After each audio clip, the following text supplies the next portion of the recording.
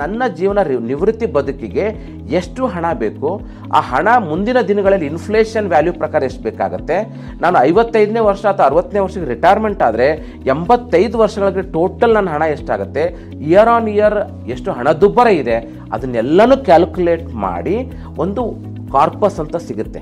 ಆ ಕಾರ್ಪಸ್ನ ಹಣನ ನನ್ನ ಅಕ್ಯುಮುಲೇಷನ್ ಪೀರಿಯಡಲ್ಲಿ ಎಷ್ಟು ರೀತಿಯಲ್ಲಿ ಬೆಳಿಬೇಕು, ಅದಾದಮೇಲೆ ರಿಟೈರ್ಮೆಂಟ್ ಆದಮೇಲೆ ಹಣನ ಹೋಗ್ಬಿಟ್ಟು ಯಾವುದೋ ಒಂದು ತಿಜೋರಲ್ಲಿ ಇಟ್ಕೊಳ್ಳೋದಲ್ಲ, ಆ ಹಣನೂ ನಿಧಾನವಾಗಿ ಬೆಳೆಸ್ತಾ, ಕನ್ಸರ್ವೇಟಿವ್ ಆಗಿ ಬೆಳೆಸ್ತಾ ನನ್ನ ಪ್ರತಿ ತಿಂಗಳ ಎಕ್ಸ್ಪೆನ್ಸಸ್ಗೆ ಉಪಯೋಗಿಸುವಂಥದ್ದು. ಇದನ್ನು ಡಿಸ್ಟ್ರಿಬ್ಯೂಷನ್ ಫೇಸ್ ಅಂತ ಕರಿತೀವಿ. ಸೊ ಹಾಗಾಗಿ ನನ್ನ ಒಂದು ಇದೇನಂತಂದರೆ, ಯಾವುದೇ ಸ್ಕೀಮ್ಗಳು ಯಾವುದೇ ಪ್ರಾಡಕ್ಟ್ಗಳನ್ನ ಯೋಚನೆ ಮಾಡದೆ ತೊಗೊಳೋದಕ್ಕಿಂತ ಒಬ್ಬ ಆರ್ಥಿಕ ತಜ್ಞನ ಹತ್ರ ಕುಳಿತುಕೊಂಡು ನಮ್ಮ ರಿಟೈರ್ಮೆಂಟ್ ಕಾರ್ಪಸ್ನ ಅರ್ಥ ಮಾಡಿಕೊಂಡು ನಾವು ಇನ್ವೆಸ್ಟ್ಮೆಂಟ್ ಮಾಡಿದರೆ ಒಂದು ಕರೆಕ್ಟಾಗಿ ಒಂದು ಅಕ್ಯುರೇಟಾಗಿ ನಮಗೆ ಪ್ಲಾನಿಂಗ್ ಮಾಡೋಕ್ಕೆ ಹೆಲ್ಪ್ ಆಗುತ್ತೆ. Mutual fund investments are subject to market risks. Read all scheme-related documents carefully.